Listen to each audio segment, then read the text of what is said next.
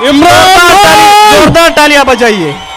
इमरान भाई, इमरान भाई, जोरदार तालियां बजाइए जी के लिए।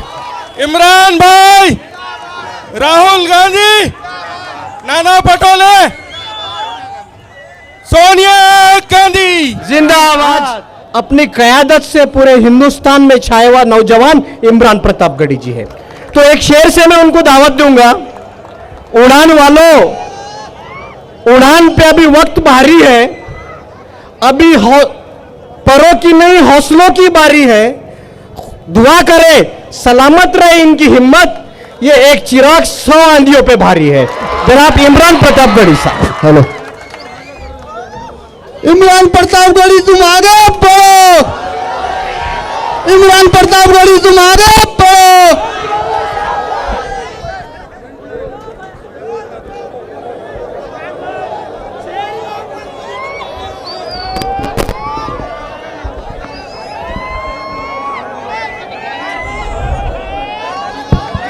मेरी आंखों के सामने हजारों की तादाद में मौजूद नांदेड़ की जिंदा दिल अवाम, ये बस निकल जाने दें तो अच्छा रहेगा, ये बस निकल जाने दें। साथियों से गुजारिश है कि इस बस को निकल जाने, और इधर जो लोग खड़े हैं उनसे भी गुजारिश है कि बैठ जाए, उधर पीछे लोगों को दिखाई नहीं पड़ रहा। बाकी आप थोड़ा पीछे चलो, थोड़ा स्टेज को थोड़ा बेहतर करें आप सारे लोग। नांदेड़ वालों,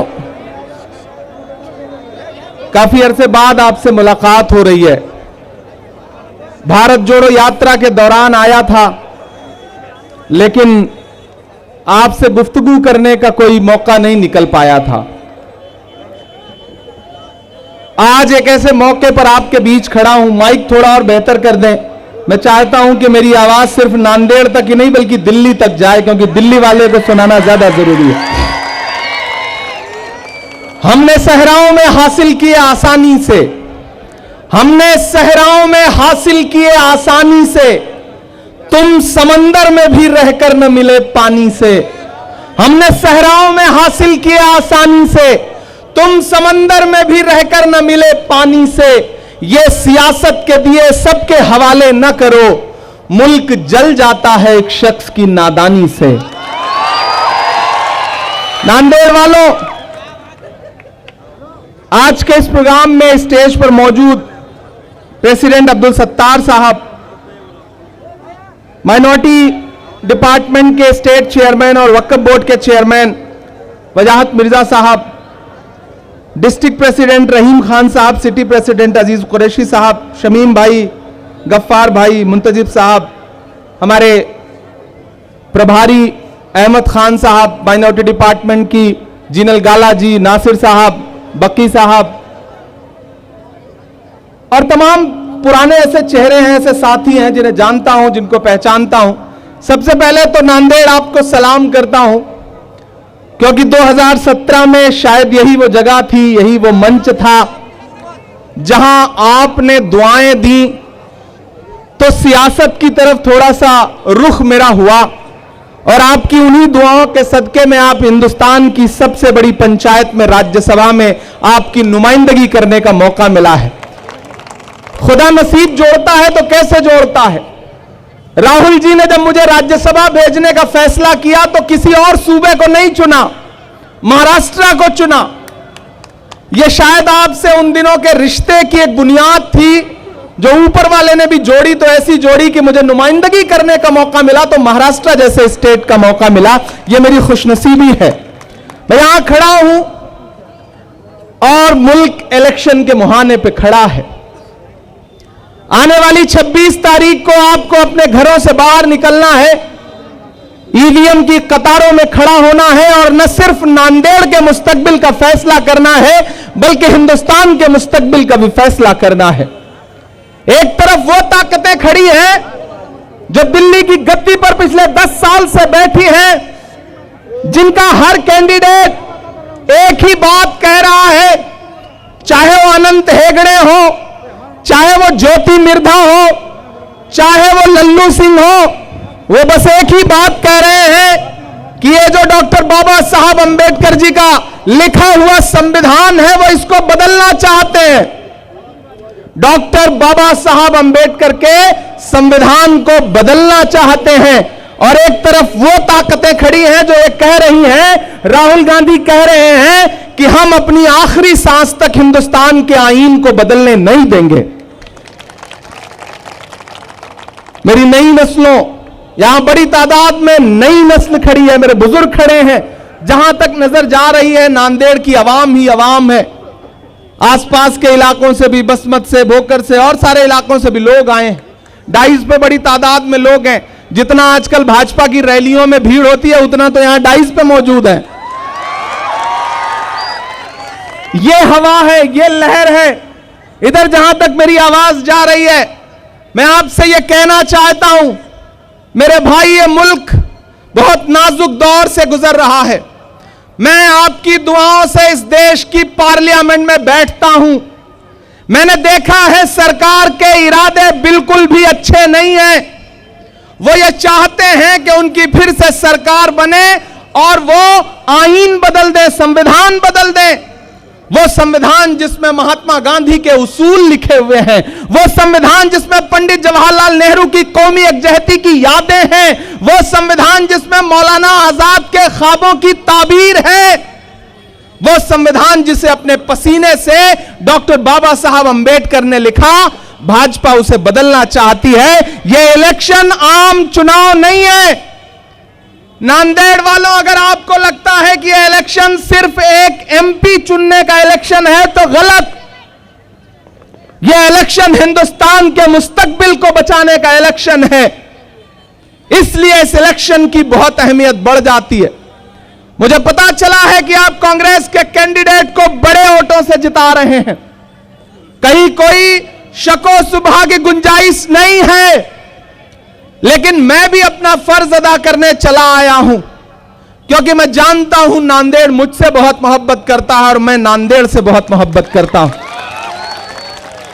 न हम सफर न किसी हम नशी से निकलेगा, न हम सफर न किसी हम नशी से निकलेगा, हमारे पांव का कांटा हम ही से निकलेगा। वतन की रेत मुझे एड़ियां रगड़ने दे, मुझे यकीन है पानी यहीं से निकलेगा। नांदेड़ वालों, आपके यहां से उठी हुई आवाज पूरे हिंदुस्तान तक जाती है, और अब तो और जोर से जाएगी, क्योंकि उस आवाज को पूरे मुल्क में पहुंचाने का जिम्मा भी मेरा है। क्योंकि खुदा ने मुझे यहां की नुमाइंदगी दी है तो मेरा फर्ज भी बनता है।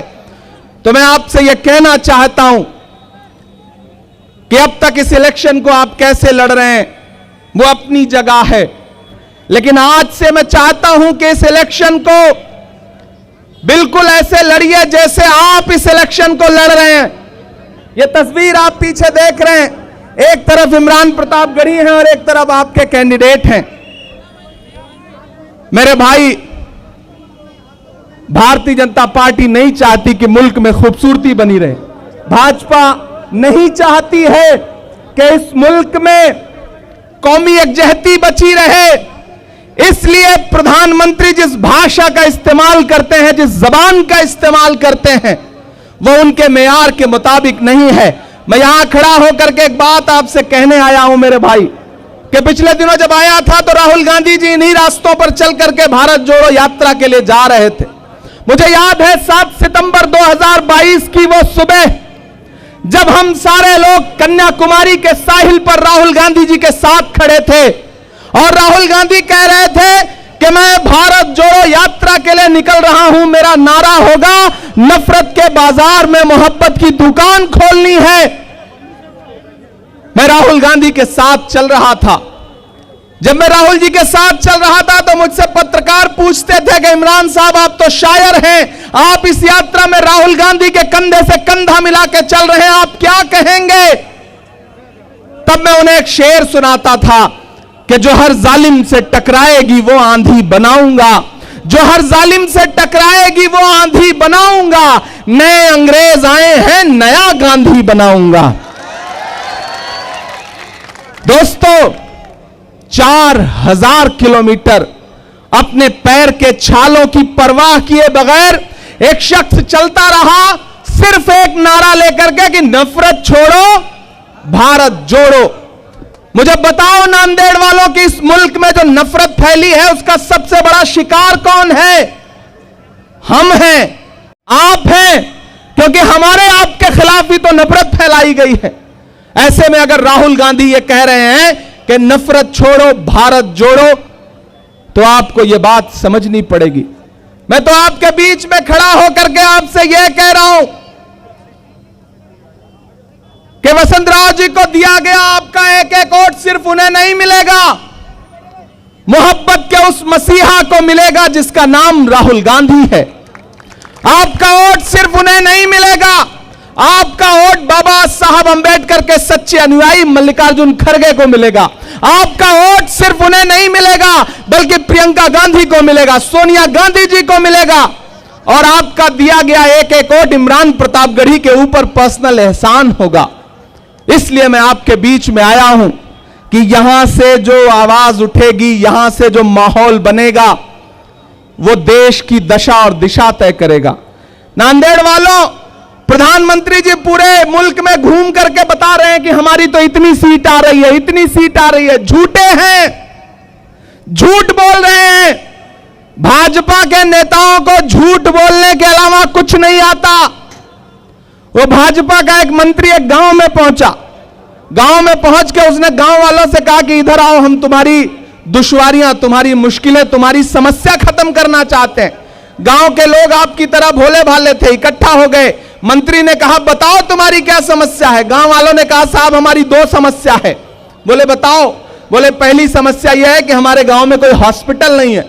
तो मंत्री जी ने अपना मोबाइल निकाला, पता नहीं कौन सा नंबर डायल किया और फोन पे लगे हड़काने, डांटने लगे कि इस गांव में कोई हॉस्पिटल नहीं है, कल तक यहां पे एक हॉस्पिटल बना हुआ होना चाहिए, ये कह के फोन रख दिया।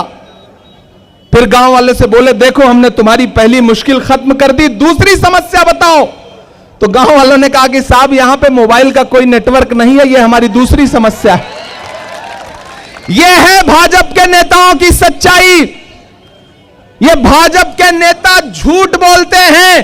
प्रधानमंत्री जी जो नंबर बता रहे हैं वो 15 लाख के जुमले की तरह झूठा है। किसी झांसे में मत आइएगा। दिल्ली में इंडिया गठबंधन की सरकार बनने जा रही है। मैं केरल से होके आ रहा हूं, प्रचार में मैं उत्तराखंड था, मैं चंद्रपुर था, उसके बाद जम्मू कश्मीर था, उत्तर प्रदेश था, आज यहां पर हूं, परसों राजस्थान रहूंगा, कल अकोला रहूंगा। मैं पूरे मुल्क का मूड आपको बता रहा हूं, पूरे मुल्क का माहौल बता रहा हूं कि मीडिया में भाजपा जीत रही है और जमीन पर इंडिया अलायंस जीत रहा है, कोई दो राय नहीं है। प्रधानमंत्री पहले फेज का इलेक्शन हो चुका है, प्रधानमंत्री जी का चेहरा उतरा है, अमित शाह जी की जबान लड़खड़ा रही है, लेकिन राहुल गांधी दहाड़ के बोल रहे हैं, तेजस्वी यादव दहाड़ के बोल रहा है, अखिलेश यादव जोर शोर से बोल रहे हैं, उद्धव ठाकरे जोर शोर से बोल रहे हैं, नाना पटोले जोर शोर से बोल रहे हैं, और इमरान प्रतापगढ़ी तो आपके सामने दहाड़ ही रहा है, आप देख रहे हो। तो इस इलेक्शन में भाजपा के लिए कुछ भी नहीं है। मैं तो प्रधानमंत्री जी से कहूंगा कि प्रधानमंत्री जी मुझे पता है अभी आपने झूठ बोलना शुरू किया है, एक आध फेज का और इलेक्शन होगा तो हो सकता है आप किसी मीटिंग में रोने भी लगे, क्योंकि आपको अदाकारी बहुत अच्छी आती है। अमिताभ बच्चन फेल है प्रधानमंत्री जी के सामने, एक्टिंग तो भाई कमाल का करते हैं वो। एक दिन पार्लियामेंट में रोहित वेमुला को याद करके भावुक हो गए, ऐसा लगा जैसे आंसू निकल आएंगे। मुझसे मीडिया के एक साथी ने कहा कि इमरान साहब आज तो प्रधानमंत्री जी भावुक हो गए थे, आप क्या कहेंगे? मैंने कहा भाई मैं क्या कहूंगा, मुझे तो एक शेर याद आ रहा है कि वो अब तिजारती पहलू निकाल लेता है, मैं कुछ कहूं तो तराजू निकाल लेता है, मैं इसलिए भी तेरे फन की कद्र करता हूं, तू झूठ बोल के आंसू निकाल लेता है।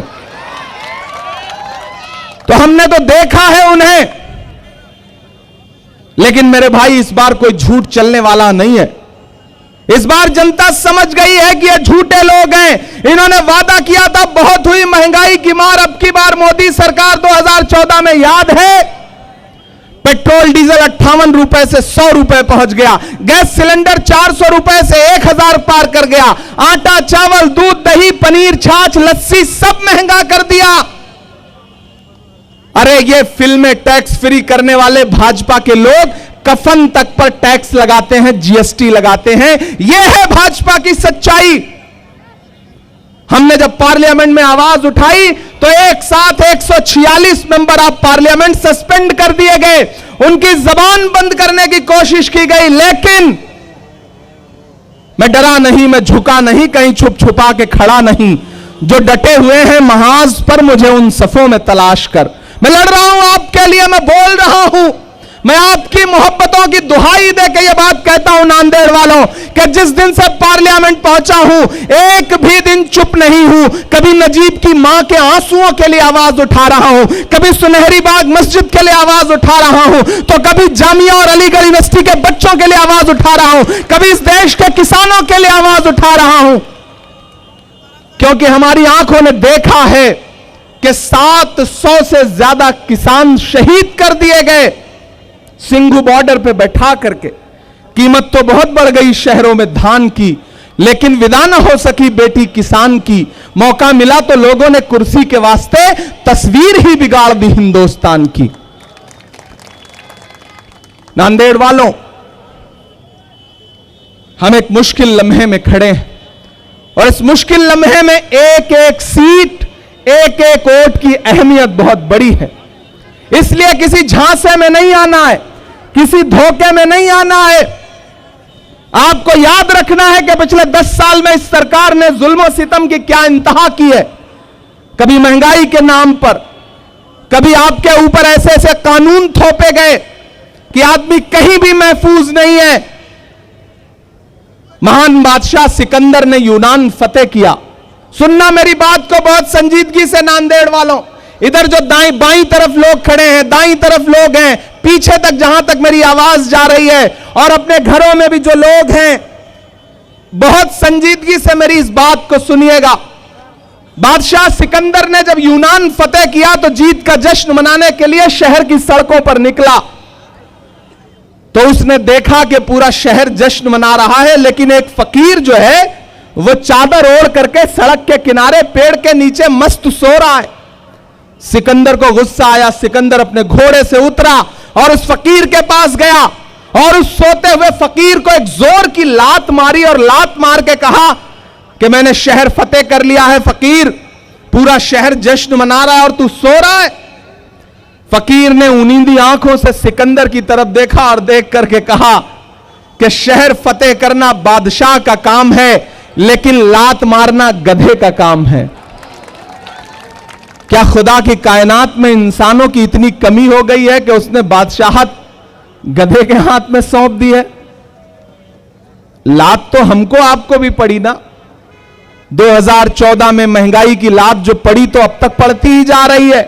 नोटबंदी की लात पड़ी, जीएसटी की लात पड़ी, अब नए नए कानून लेकर के आए हैं और खुद हालत यह है कि भ्रष्टाचार का ऐसा आलम है कि चंदा दो धंधा लो। भाजपा का नया नारा क्या है? चंदा दो धंधा लो। लेकिन मेरा मानना है कि हुकूमतें जुल्म पर बहुत ज्यादा काबिज नहीं रह पाती। मैं पूरे देश का माहौल बता रहा हूं नांदेड़ वालों। साउथ इंडिया में भाजपा साफ, और ताली तो अगली बात पे आपकी बजेगी। साउथ इंडिया में भाजपा साफ और नॉर्थ इंडिया में भाजपा हाफ। यही है इस समय भाजपा की सच्चाई। उस दिन राहुल गांधी जी ने प्रेस कॉन्फ्रेंस में कहा कि इस चुनाव में भाजपा 150 सीट का आंकड़ा पार नहीं कर रही है, और अगर राहुल गांधी ने कहा है तो इसे पत्थर की लकीर समझो। मैं यहां आपके बीच में खड़ा होकर के बहुत संजीदगी के साथ एक बात कहता हूं नांदेड़ वालों, बहुत संजीदगी के साथ। जब भारत जोड़ो यात्रा गुजरी थी तो मैं इन्हीं रास्तों पे आया था। मैं चला था राहुल गांधी के सामने 4000 किलोमीटर। वो शख्स अपने पैर के छालों की परवाह किए बगैर चला है। तो आज मैं नांदेड़ वालों आपके बीच में खड़ा होकर के यह कहना चाहता हूं कि आप तो इस बात पर ईमान रखते हो ना कि मजदूर का पसीना सूखने से पहले उसकी मजदूरी उसे दे दी जाए। रखते हो ना इस बात पे ईमान? बताओ मुझे, मजदूर का पसीना सूखने से पहले उसकी मजदूरी दे दी जाए, इस बात पे हमारा ईमान है। तो मैं नांदेड़ वालों आपसे कह रहा हूं कि मैं राहुल गांधी की मजदूरी मांगने आया हूं, मजदूरी मांगने आया हूं मैं आपसे। 4000 किलोमीटर अपने पैर के छाले, अपने पसीने की परवाह किए बगैर वो शख्स चलता रहा। मैं साथ चला हूं कंधे से कंधा मिलाकर। नरेंद्र मोदी अपने भाषणों में कहते थे कि राहुल गांधी तो शहजादे हैं, याद है? राहुल गांधी तो राजकुमार है। मैं नरेंद्र मोदी जी से कहना चाहता हूं कि आप जिसे शहजादा कहते थे, वो एक टी शर्ट में, एक ट्राउजर में कन्याकुमारी से कश्मीर तक चलता रहा, हिंदुस्तान की सड़कों की खाक छानता हुआ, लोगों को गले से लगाता हुआ। अगर शहजादे ऐसे होते हैं तो ऐसे शहजादों को हम पलकों पर बिठाएंगे। आप राहुल गांधी को शहजादा कहते हैं और खुद को फकीर। वो फकीर जो 10 लाख का सूट पहनता है, मोबाडो का चश्मा पहनता है, मोबाडो की घड़ी पहनता है और 8,500 करोड़ के जहाज में पूरी दुनिया घूमता है। क्या फकीर ऐसे होते हैं?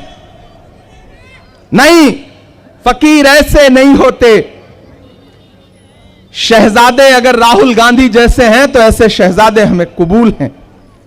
दोस्तों, मैं आपसे थोड़ी थोड़ी गुफ्तगू करूंगा, थोड़ी थोड़ी शायरी भी सुनाऊंगा। नहीं सुनाऊंगा तो आप कहेंगे कि देखो खासदार हो गया तो अब शेर वेर ही नहीं सुनाता। वो भी नहीं करूंगा, वो भी सुनाऊंगा। हां, सारा कुछ सुनाऊंगा। मैं अभी तक तो सोच रहा था ना कि आप सारे लोग जम जाएं, उसके बाद फिर आपसे संजीदा गुफ्तगू। अभी तो माहौल बनाने के लिए आपसे बातचीत कर रहा था। अब मैं आपसे यह कहना चाह रहा हूं मेरे भाई कि सत्तार साहब यहां बैठे हैं, बाकी साथी यहां बैठे हैं। मुझे एक बड़ी लंबी सी लिस्ट मिली है माशाल्लाह। मसूद साहब, परवेज खान साहब, शेर अली, हबीब बागवान जी, हबीब मौलाना साहब, शेख जावीद चाउस साहब, राशिद भाई, शमीम भाई, नासिर भाई, चांद भाई, हबीब भाई, नासिर भाई, लतीफ भाई, मुन्ना अब्बास, बाबू भाई, वाजिद साहब, फारूक खान, फारूक साहब, अलीम खान, फिरोज भाई, फहीम खान, सईद साहब, जेपी भाई। इतने सारे नाम है ना कि मुझे लग रहा है अगली बार ये प्रोग्राम 2 दिन करना पड़ेगा। एक दिन सिर्फ नाम लेना पड़ेगा, एक दिन सिर्फ भाषण देना पड़ेगा। अच्छा, जेडी भाई भी हैं जो नाम छूट, एक्चुअली कई नाम एक जैसे हैं तो वो मैं बार बार रिपीट नहीं कर पा रहा हूं, इसके लिए माफी चाहूंगा जो नाम छूट गए। और सबसे बड़ी बात तो ये जो सामने लोग बैठे हैं, ये असली लोग हैं, इनका नाम लेना जरूरी है, इनकी मोहब्बत को सलाम। आप कभी ये मत सोचा करो कि ये जो 4 फीट ऊंचा मंच है, इस पर जो लोग बैठे हैं वो आपसे बड़े हैं। नहीं, हम आपसे बिल्कुल बड़े नहीं हैं। आप 4 फीट नीचे बैठे हैं तो आप ज्यादा वजनदार हैं, क्योंकि आप दानिश्वर लोग हैं। तराजू के 2 पलड़े होते हैं ना, एक इस तरफ है, एक इस तरफ है। एक 4 फीट ऊंचा है, एक नीचे है, लेकिन तराजू का वही पलड़ा झुका होता है जिसमें वजन ज्यादा होता है। आप ज्यादा वजनदार लोग हैं, इसलिए आपकी मोहब्बत को सलाम करता हूं और 4 मिसरे पढ़ता हूं कि दायरे में सिमट के आया है। मुझे लगना चाहिए कि वही नांदेड़ है जिसे मैं छोड़ के गया था, वही नांदेड़ मुझे दिखना चाहिए पीछे तक कि दायरे में सिमट के आया है, हर रवायत से हट के आया है। आंधियों को जरा खबर कर दो, अब तैयार रहना। आंधियों को जरा खबर कर दो, शेर वापस पलट के आया है, शेर वापस पलट के आया है। इलेक्शन सिर्फ वोट देने का नाम नहीं है, सपोर्ट देने का भी नाम है, हौसला देने का भी नाम है। अपने जो कैंडिडेट हैं इन्हें हौसला दीजिए, इनका समर्थन करिए, एक एक आदमी ऐसे इस इलेक्शन को लड़े जैसे खुद चुनाव में खड़ा हो, क्योंकि अभी नहीं तो कभी नहीं। अगर इस बार चूक गए तो जरूरी नहीं कि आने वाले दिनों में हिंदुस्तान में इलेक्शन हो या ना हो, इसकी कोई गारंटी नहीं ले सकता। संविधान बदलना चाहते हैं वो, मुद्दों पर बात नहीं करेंगे, मुद्दे हटाएंगे। मैं तो पार्लियामेंट में हूं, वहां भी सवाल पूछता रहता हूं जब मेरे सामने पड़ते हैं। मैं तो उनसे पूछ रहा हूं पूरे मुल्क में कि कहां सोया है चौकीदार। इधर जो लोग हैं इन सब की शिरकत हो कि कहां सोया है चौकीदार, कहां सोया है चौकीदार। गैस सिलेंडर की कीमत भी 1000 के पार, कहां सोया है चौकीदार, कहां सोया है चौकीदार। कि चाय बेचने वाला पूरा भारत बेच रहा है। सच्चे मिसरे हैं ना? अगर सच्चे मिसरे हैं तो पहुंचाओ इन्हें दिल्ली तक। मैं फिर से पढ़ता हूं कि चाय बेचने वाला पूरा भारत बेच रहा है, इसी काम में हासिल उसे महारत बेच रहा है। कि रेल बिक गई, तेल बिक गया, बिका हवाई अड्डा। और अगली जो लाइन है ना, उसमें एक नाम आएगा, वो नाम अगर दिल को मजा दे तो फिर उसी तरह से सुन के बताइएगा कि रेल बिक गई, तेल बिक गया, बिका हवाई अड्डा।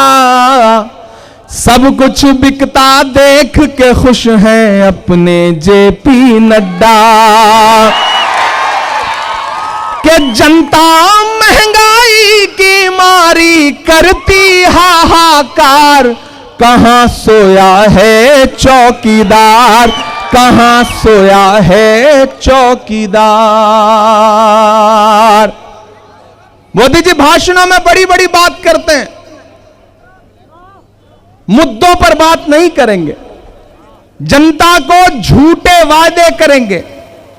वह एक बार भाजपा का एक नेता एक एयरपोर्ट के बाहर पहुंचा, एक भिखारी दौड़ता हुआ उसके पास आया, बोला साहब 4 दिन से कुछ खाया नहीं है, कुछ पैसे दे दो।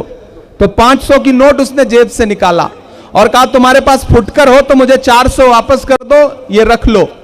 तो भिखारी ने कहा हाँ मेरे पास चेंज है, ले लीजिए। जैसे उसने 400 निकाले तो उसने भिखारी से कहा कि अच्छा तुम्हारे पास तो 400 है, जाओ इसी से खा लेना। उसको वापस पलट के रख लिया। ये काम करते हैं भाजपा के नेता। देना कुछ नहीं है, अगर मौका मिले तो आपकी जेब में जो रखा है उसे भी वापस लूट लें। पिछले 10 साल में इसके अलावा कुछ भी नहीं किया।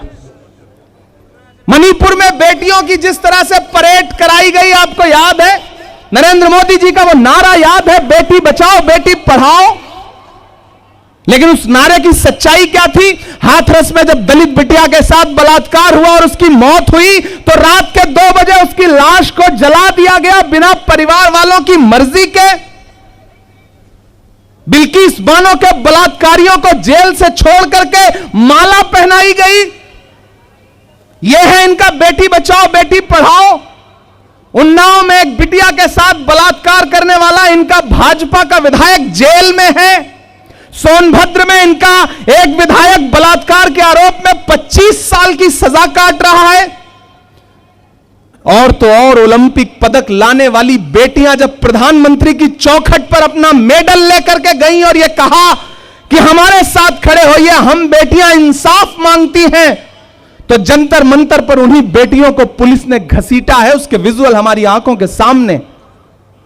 मैं अपने समाज के लोगों से भी कहना चाहता हूं कि जज्बाती बनने की जरूरत नहीं है, मुद्दे पकड़िए, सियासी तौर पर खुद को बेदार करिए। कांग्रेस क्या कह रही है कि हमारी सरकार आते ही हर गरीब औरत को, हर गरीब महिला को 1 लाख रुपए दिए जाएंगे। कांग्रेस ये नहीं कह रही हो महिला हिंदू हो, मुसलमान हो, सिख हो, ईसाई हो, दलित हो, बौद्ध हो, कोई मतलब नहीं। वो महिला भारत की नागरिक है और गरीब है तो तो हर साल उसके अकाउंट में 1 लाख रुपए डायरेक्ट दिए जाएंगे। ये कौन कह रहा है? राहुल गांधी कह रहे हैं। तो उसका फायदा किसे मिलेगा? हमारी आपकी भी बहन बेटियों को मिलेगा जो गरीब है। यहां नई नस्लें खड़ी हैं। कांग्रेस पार्टी कह रही है कि हमारी सरकार बनते ही 30 लाख नौकरियां तुरंत, और 25 साल के वो नौजवान जो डिप्लोमा लेकर के घूम रहे हैं, उनके पास नौकरी नहीं है, उनको नौकरी मिलने तक 1 लाख रुपए का बेरोजगारी भत्ता दिया जाएगा डायरेक्ट आपके अकाउंट में। मुद्दों पे लड़ो इस चुनाव को। भाजपा तो चाहती है कि मंदिर मस्जिद हिंदू मुसलमान, नहीं, हम मुद्दों पर लड़ेंगे इस चुनाव को। मैं देश की पार्लियामेंट में बैठता हूं। मैंने कहा ना, आपकी दुआओं ने मुझे महज 34 साल की उम्र में देश की सबसे बड़ी पंचायत में बिठाया। मैंने वहां बैठ के देखा है, यह महसूस किया है कि हिंदुस्तान की सियासत एक अलग करवट ले रही है। मेरे अपनों, उस शेप के साथ, उस बेदारी के साथ, उस करवट के साथ बदलना पड़ेगा। और मैं आपसे वादा करता हूं कि आज मुझ में जो भी ताकत है, मुझ में जो भी हुनर है, और जिसकी बदौलत आपने अपने मुसल्लों पे बैठ करके कभी किसी लम्हे में मेरे लिए शायद एक लम्हा दुआ की होगी, उसका सदका है कि जहां पहुंच करके लोग अपनी सियासत खत्म करते हैं, मैंने वहां से अपनी सियासत की शुरुआत की है। लोगों का आखिरी सपना होता है कि राज्यसभा में पहुंच जाएं। यह मेरे सपने की शुरुआत थी कि मैं सीधे राज्यसभा में पहुंचाऊं। यह सिर्फ आपकी दुआओं की बदौलत हुआ है। मैं इसलिए आपसे कहना चाहता हूं कि पूरे मुल्क में जो माहौल बनाया गया है, बहुत समझदारी से आपको काम लेना है।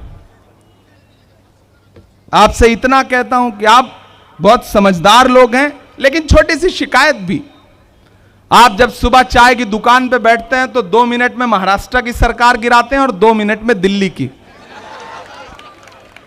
शाम को बिरयानी खा रहे होते हैं तो चीफ मिनिस्टर बदलते हैं, फिर जब तहरी खा रहे होते हैं तो प्राइम मिनिस्टर बदल देते हैं।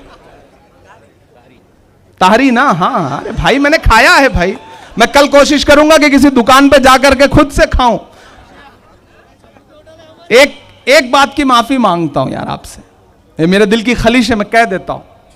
2 साल तकरीबन होने को आ गए, 1.5 साल से ज्यादा हो गया मेंबर ऑफ पार्लियामेंट बनने के बाद। कई बार सोचा कि आपके बीच में आऊं, और यह इलाका तो वो इलाका है जहां कुछ करना चाहता हूं। 2017 में आया था तो बड़े ख्वाब थे, वादा किया था कि कुछ करूंगा। अब तो अल्लाह ने आपकी दुआ से मेरी कलम में ताकत भी दे दी है। अभी कोड ऑफ कंडक्ट है, कोई बड़ी बात नहीं कहूंगा, लेकिन इतना वादा करता हूं कि अब तो आपकी दुआ से मेरे पास फंड भी है, बजट भी है सरकार का दिया हुआ। दिल्ली में कांग्रेस पार्टी की सरकार बनाई है, इंडिया अलायंस की सरकार बनाई है। मैं वादा करता हूं और इस वादे को निभाऊंगा कि नांदेड़ के लिए अलग से मैं ऐसा काम करूंगा जैसे मैं अपने घर के लिए काम करूंगा। यह मेरा वादा है आपसे। लेकिन उसके लिए मेरी जबान का और मेरे आने का भरम रखिएगा। आपकी दिक्कत क्या है कि चाय की दुकान पे सरकार बदली, बिरयानी खाते हुए मंत्री बदला, चीफ मिनिस्टर बदला, प्राइम मिनिस्टर बदला, लेकिन जिस दिन वोट देना होता है ना, उस दिन आपको लगता है कि यार बसंत राव जी जीत तो रही है, कौन जाकर के लाइन में लगे, कौन धूप में लगे, कौन परेशान हो, मेरे एक वोट से क्या हो जाएगा, ये सोचते हैं बहुत सारे बुजुर्ग नौजवान। नहीं, अपने एक एक वोट की अहमियत समझो। मेरी पार्टी में, कांग्रेस पार्टी में, राजस्थान में एक नेता है जिनका नाम है सीपी जोशी, गूगल कर लेना। चीफ मिनिस्टर बनने की दौड़ में थे, इलेक्शन में एक वोट से एमएलए का इलेक्शन हार गए, ना एमएलए बन पाए ना चीफ मिनिस्टर बन पाए। इसलिए अपने एक एक वोट की अहमियत समझो। तुम्हारे हाथों में जो ईवीएम का बटन दबाने की ताकत है एक वोट की, यह उसी तरह है जिस तरह अबाबीलों के पंजों में वो कंकर था एक, वो भी जुल्म के खिलाफ उठा था, चला था। आप भी जुल्म के खिलाफ निकलो और अपनी ताकत का इस्तेमाल करो। लोग खरीदना चाहेंगे, डराना चाहेंगे, धमकाना चाहेंगे, लेकिन जब धमकाना चाहें, डराना चाहें, बांटना चाहें, तो उनसे इतना ही कहना कि मत समझना डराने से डर जाएंगे, मत समझना डराने से डर जाएंगे, अब के सारी हदों से गुजर जाएंगे, मौत के नाम का खौफ देता है क्यों, मौत के नाम का खौफ देता है क्यों, मौत जिस रोज आएगी मर जाएंगे, मत समझना डराने से डर जाएंगे। हमने ज़मज़म दिया, आबे गंगा दिया, हमने ज़मज़म दिया, आबे गंगा दिया, तुमने भारत को दंगा ही दंगा दिया। और अगले जो दो मिसरे हैं, यहां से वहां तक कोई हाथ खामोश नहीं रहेगा उन दो मिसरों पे, कि हमने ज़मज़म दिया, आबे गंगा दिया, तुमने भारत को दंगा ही दंगा दिया, तुमने एक रंग के ख्वाब देखे मगर, तुमने एक रंग के ख्वाब देखे मगर, हमने हिंदुस्तान को तिरंगा दिया। ये तिरंगा, नांदेड़ वालों आपकी धड़कनों की तर्जुमानी है इन मिसरों में, कि ये तिरंगा बदन पर लपेटे हुए, ये तिरंगा बदन पर लपेटे हुए, एक दिन इस जमीन में उतर जाएंगे, मत समझना डराने से डर जाएंगे, अब के सारी हदों से गुजर जाएंगे, ना इधर जाएंगे ना उधर जाएंगे, बन के खुशबू फजा में बिखर जाएंगे। मेरे भाई, मैंने कहा ना, ये चुनाव बहुत बहुत बहुत अहम चुनाव है, बहुत अहम चुनाव है। मैं अपना दामन फैला के आपसे कह रहा हूं कि इस इलेक्शन में कुछ नहीं सोचना है, कौन आया कौन गया, किसने क्या कहा, कोई परवाह मत करो। जमहूरियत में हर चीज का जवाब वोट से दिया जाता है, बोलकर नहीं दिया जाता, चीख चिल्ला के नहीं दिया जाता, वोट से दिया जाता है। तो अगर कभी कहीं आपके जज्बात को ठेस पहुंची है तो उसका जवाब वोट से दो। घरों से बाहर निकलो, जाओ ईवीएम की कतारों में खड़े हो और सोचो कि इस सरकार ने 10 साल में आपको महंगाई दी है, नोटबंदी दी है, भ्रष्टाचार दिया है, नफरत दी है। आप नारा लगाओ कि नफरत के बाजार में मोहब्बत की दुकान खोलनी है। भारत का इमरान आपके बीच में खड़ा होकर के आपसे कह रहा है, वक्त बहुत कम है, कोड ऑफ कंडक्ट है, 7-8 मिनट और बाकी हैं। मैं इतनी देर आपसे गुजारिश कर रहा हूं, ये कह रहा हूं, हाँ मैं देख रहा हूं, घड़ी मेरे पास भी, मैं तो वक्त का बड़ा पाबंद हूं, वक्त का बड़ा पाबंद हूं। रात तो वक्त की पाबंद है, ढल जाएगी, देखना यह है चिरागों का सफर कितना है। हम जल रहे हैं, फलस्तीन सुनना है? हाँ मैं सुना दूंगा। यार मैं सोच रहा हूं ना, देखो वो नज्म जो है फलस्तीन की नज्म, एक वादा करता हूं, आप 26 तारीख को अपना एक एक वोट कांग्रेस पार्टी को दो। मैं वादा करता हूं कि 4 जून को रिजल्ट आएगा, आपकी दुआ रही तो दिल्ली की गद्दी पर हमारा प्राइम मिनिस्टर बैठेगा, और मैं इसी देगलूर नाका पे उस मोहब्बत का कर्ज चुकाने के लिए आऊंगा, और जितनी देर कहोगे उतनी देर शायरी सुनाऊंगा, ये मैं आपसे वादा कर रहा हूं। मैं उसका सिर्फ एक बंद सुना देता हूं। लब पे आती है दुआ बन के तमन्ना मेरी, सुन ले तू आज ये फरियाद खुदाया मेरी, लब पे आती है दुआ बन के तमन्ना मेरी। वो नज्म सुनाने के लिए एक अलग तरह के माहौल की जरूरत है। यहां सारे साथी खड़े हो गए हैं चुप्पी। मैं तो इतना कह रहा हूं कि मोहब्बत भाईचारे के दीवाने दिन ही लौटा दो, वो सस्ती दाल सब्जी के सुहाने दिन ही लौटा दो। ये अच्छे दिन तो अंबानी अडानी को मुबारक हो, हमें ऐसा करो साहिब पुराने दिन ही लौटा दो, हमें ऐसा करो साहिब पुराने दिन ही लौटा दो। और आखिर में आपको एक नई नज्म सुना करके आपसे विदा लूंगा। जो 5 मिनट बाकी हैं उसमें एक नई नज्म सुनाता हूं कि जख्म पर जख्म खा के निकले हैं, जख्म पर जख्म खा के निकले हैं, हाँ मगर मुस्कुरा के निकले हैं। सर झुकाने का हुक्म जब आया, सर झुकाने का हुक्म जब आया, और भी सर उठा के निकले हैं, नारे हक लगा के निकले हैं। नांदेड़ वालों, 26 तारीख को घर से बाहर निकलो। इस देश की कौमी यकजहती के लिए, गंगा जमुनी तहजीब के लिए, महंगाई के खिलाफ, नफरत के खिलाफ, जुल्म और सितम के खिलाफ, सरकारी जुल्म के खिलाफ वोट देने के लिए निकलोगे ना? निकलोगे ना?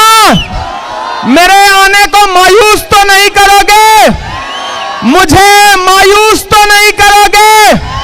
अपना एक एक वोट लेकर के कांग्रेस पार्टी के लिए बूथ पे जाओगे ना? अगर जाओगे तो उठाओ अपना एक एक हाथ मेरे समर्थन में, राहुल गांधी के समर्थन में, वसंतराव चौहान जी के समर्थन में।